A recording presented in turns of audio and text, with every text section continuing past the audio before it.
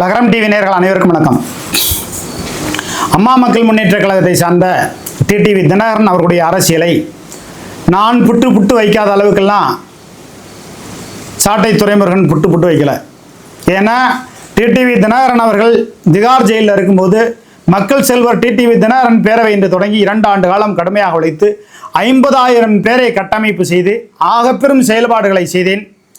இதில் கல்லரா மறவரான்னு திட்டமிட்டு டிடிவி தினகரன் ஒரு கல்லர், நான் ஒரு கல்லர். அப்போ கல்லருக்கு பேரவை நடத்துவதில் என்ன சிக்கல் இருக்கிறது? முக்குளம் என்று சொல்லுகிற முக்குளத்தோடு ஒற்றுமை இல்லை. அதனால் இந்த முக்குளம் அரசியலில் அனாதையாக நிற்கிது. அந்த அடிப்படையில் பார்க்கும்போது ஒரு கல்லரை நமக்கு முக்கியத்துவம் கொடுக்குறான்னு தென் மாவட்டத்தில் உள்ள மறவர் பூரா போட்டி போட்டுக்கிட்டு என்னை நசுக்கணும்னு தினகரன்ட்ட எந்த அளவுக்கு போட்டு கொடுக்கணுமோ, ஜனார்த்தன் என்ற ஒரு அயோக்கியன்ட்ட என்னென்ன போட்டு கொடுக்கணுமோ போட்டு கொடுத்து சில நாசக்கார வேலைகளை செய்து எனக்கு கழகத்தை அந்த கட்சியில் பொறுப்பு இல்லாமல் பண்ணிட்டாங்க. நன்றி, அது ஒன்றும் பிரச்சனையே கிடையாது. இன்றைக்கி நான் சுதந்திரமாக செயல்படுகிறேன். ஒரு கட்சியில் இருந்தால் கூட நான் சில செய்திகளை வெளியிட முடியாமல் இருக்கும். அந்த வகையில் பார்க்கும்போது டிடிவி தினகரனை 1000 விமர்சனம் பண்ணியிருக்கோம். மாணிக்க ராஜா விமர்சனம் பண்ணியிருக்கோம், சேலஞ்சர் துறை விமர்சனம் பண்ணியிருக்கோம், சீனிவாசனை துறை பண்ணியிருக்கோம். மனோகரன் டிடிவி தினகரன்ட்டு வந்து 40 கோடி ரூபா அடிச்சுட்டு போன தினகரன் மனோகரனை பற்றி பேசியிருக்கோம். இதே ரெங்கசாமி 100 கோடி ரூபா அதை பற்றி பேசியிருக்கோம். பல விஷயங்கள் இருக்குது. விமர்சனம் என்பது நாகரிகமாக இருக்கணும். நக்கல் நையாண்டி உடல் இப்படி பண்ணுறது அதெல்லாம் வந்து ஒரு பத்திரிகையாளராக எனக்கு அப்படி செய்ய தோணாது. சாட்டை துரைமுருகன் பத்திரிகையாளரும் கிடையாது, ஒன்றும் கிடையாது. கட்சியில் எனக்கு தெரிஞ்சு பொறுப்பில் இருந்தாப்புல நானும் மன்னச்சூர் ஒரு ஒன்றிய செயலாளராக நாம் தமிழ் கட்சியில் இருந்தேன். அப்போ திருச்சியில் இருக்கக்கூடிய பிறப்புக்கு வீராவுக்கு கத்தி எடுத்துக்கிட்டு குத்திக்க போய் பல்வேறு கேவலமான சண்டையெல்லாம் இருந்துச்சு. இன்றைக்கி சாட்டை துரைமுருகன் எவ்வளோ பெரிய உயரத்தில் இருக்கலாம். உயர பறந்தாலும் ஊர்க்குருவி பறந்தாகாதுன்னு நம்ம சொல்லுவாங்க. அதுபோல் வந்து சாட்டை துரைமுருகன் இன்றைக்கி என்ன பண்ணுறாருன்னா டிடிவி தினகரன் அருவருப்பான வார்த்தைகள் ரொம்ப கொடுமையாக பேசி பண்ணுறாரு. அம்மா மக்கள் முன்னேற்ற கழகத்தை சார்ந்தவர்கள் திருச்சியில் அவர் வீட்டுக்கு செந்தில்நாதன் திராவிட முன்னேற்ற கழகத்தை எதிர்த்து பண்ணுறாரு, அதிமுக எதிர்த்து பண்ணுறாரு, ஊழல் முறைகேடுகளை எதிர்த்து பண்ணுறாரு, மக்களுக்கான பிரச்சனைகளை நின்று பண்ணுறாரு. அவர் கோவப்பட்டு சாட்டை துரைமுருகன் வீட்டுக்கு திலைநகரில் இங்கே வீடு இருக்கான். 10-15 நாள் அலைஞ்சிருக்கான். ஆனால் கையில் மாட்டியிருந்தா அடிச்சிருப்போம் அப்படிங்கிற லெவலில் சொல்கிறாங்க. நல்ல வேளை அவர் சாட்டை துரைமுருகன் கையில் அம்புடலை. ஆனாலும் கூட நம்ம என்ன சொல்கிறோம்னா, துரைமுருகன் நாம் தமிழக கட்சியில் இருக்கக்கூடிய துரைமுருகன் சாட்டை என்ற ஒரு வளவழியை நடத்துகிறார். நான் தான் சொன்னேன், துரைமுருகன் அவர்களே, என்னை விட நீங்களாம் வயசில் சின்ன பையன்தான். அனுபவத்தில் சொல்கிறேன், நாகரிகத்தோடு பேசணும், ஒருமையில் பேசக்கூடாது. நீ வாடா போடா அவனை எங்கொத்தாங்க அம்மா. நீங்கள் ஒரு தடவை திருச்சியில் பேசியிருக்கும்போது நான் அப்போ தான் நினச்சேன், அப்போ வந்து அருவருப்பான வார்த்தைகளை பேசுகிறீங்கன்னு. கிராஸில் பிறந்தாதான் மயிரில் பிறந்தாதான் அதெல்லாம் பேசக்கூடாது. அவரவர்கள் சாதி சார்ந்து திருமண பந்தங்கள் வைக்கிறார்கள். இரு அம்மா அப்பா சம்மதிச்சா கல்யாணம் பண்ணிக்கிறாங்க, இல்லைனா அவங்க பிணக்கில் இருக்காங்க, அது வேறு விஷயம். கட்டாயப்படுத்தி அந்த திருமணங்களுக்கு ஆதரவு கொடுப்பது என்பது சரியானதல்ல. அது போன்ற நாம் தமிழர் கட்சியில், விடுதலை சிறுத்தை கட்சியில் போன்ற வேலைகள் நடந்ததுனால தான் பல்வேறு வன்முறைகள் தமிழ்நாட்டில் அவ்வப்போது நடந்து கொண்டிருக்கிறது. வன்முறைகளை தூண்டுகிற வகையில் ஆபாசமான வார்த்தைகளில் பேசுவது என்பது ஆபத்தானது என்பதை நாம் தமிழர் கட்சியில் இருக்கக்கூடிய துரைமுருகன் நன்றாக உணர்ந்து கொள்ள வேண்டும். இன்னும் சொல்லப்போனால் நாம் தமிழர் கட்சியிலேருந்து துரைமுருகனை நீக்கிட்டால் பல லட்சம் பேர் சந்தோஷப்படுவாங்க, சில லட்சம் பேர் துரைமுருகனுக்கு ஆதரவாக நிற்கலாம். ஆனால் பொறுப்பு இல்லாமல் இருந்தால் அது அம்மனமாக இருக்கும். அதனால் வந்து நாம் தமிழர் கட்சியில் இருந்துவாங்க. இப்போ துரைமுருகனை நீக்கிட்டால் அப்படியே ஒரு 5000 பேர் 10,000 பேர் கூட போயிடுவாங்கன்னு கிடையாது, இருக்காங்க.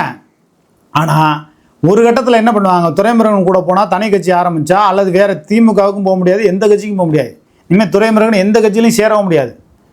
எப்படியாவது சீமானுக்கு பிறகு அந்த கட்சி நமக்குள்ளே வந்துடணும்னு அவர் ஒரு கணக்கு போட்டுக்கிட்டு இருக்காருன்னு பல்வேறு விமர்சனங்கள் இருக்கிறது.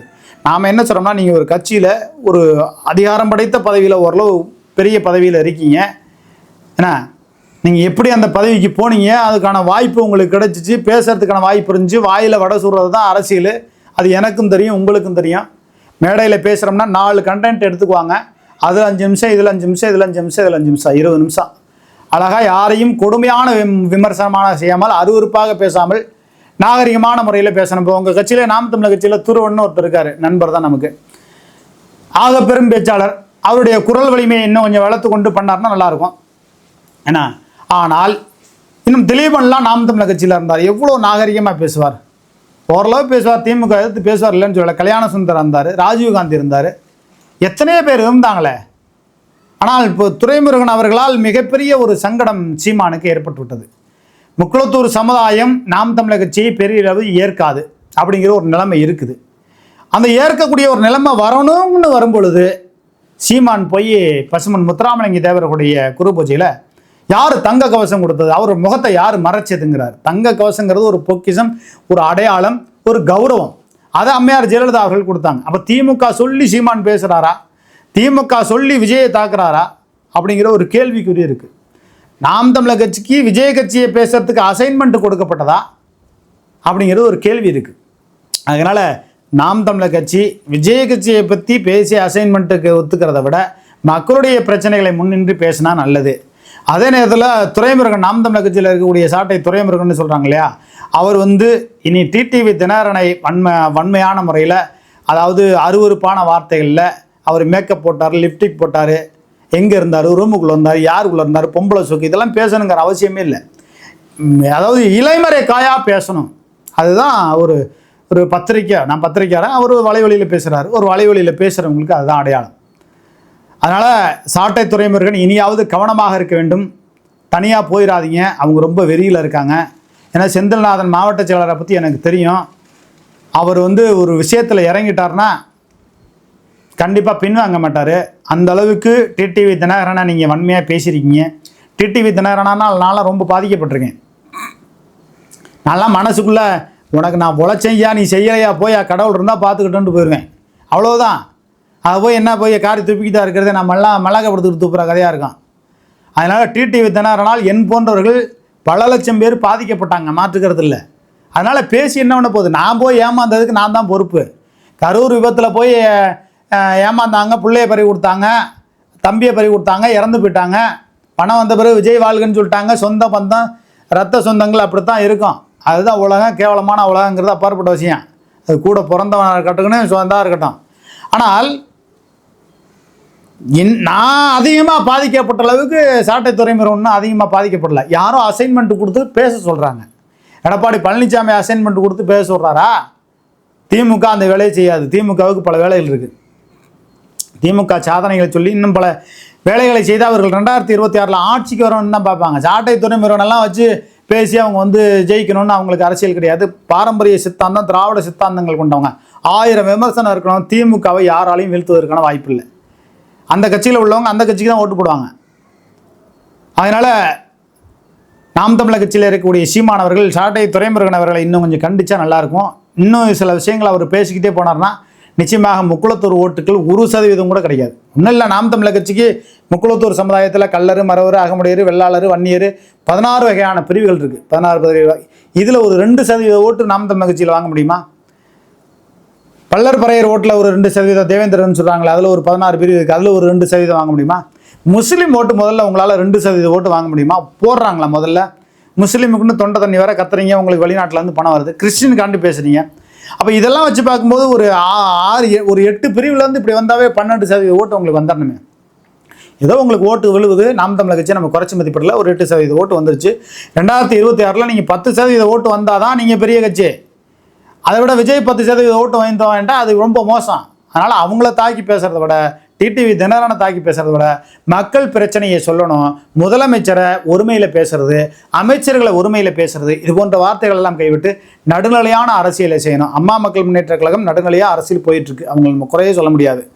ஆனால் இந்த நாம் தமிழர் கட்சியில் இருக்கக்கூடிய துரைமுருகன் கவனமாக இருங்கள், அரசியலை நாகரிகமாக பேசுங்கள், இல்லை என்றால் உங்களை எங்கேயாவது ஒரு இடத்துல வச்சு சுழுக்கு எடுத்துருவேன்னு என்கிட்ட சொல்கிறாங்க. அதனால் அந்த மாதிரி நிலைமைக்கு போக வேண்டாம். எல்லோரும் நல்லா இருக்கணும், எல்லாரும் வாழணும். நாம் தமிழர் கட்சி எதிர்காலத்தில் நல்லா இருக்கணும். அது ஆட்சி அதிகாரத்துக்கு எதிர்கட்சிங்கிற லெவலுக்கெல்லாம் அது தனியாகவே நின்று ஒன்றும் பண்ண முடியாது. அவங்க யாராவது 10 பேர்த்த கூட்டணிக்கு இழுத்துக்கணும். நாங்கள் மட்டுமே தான் ஃபட்டனாக சிலையிட்டே தான் வேணுங்கிற மாதிரி நான் மட்டும்தான் நிற்பேன், என் கூட கூட்டணி கூட யாரும் வர வேண்டாம், கூட்டணிக்கு சீட்டு கொடுக்க மாட்டேன்னா உங்களால் ஒன்றுமே பண்ண முடியாது.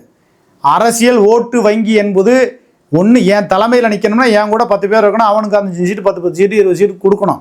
அப்போ தான் அரசியலில் வெற்றி பெற முடியும்.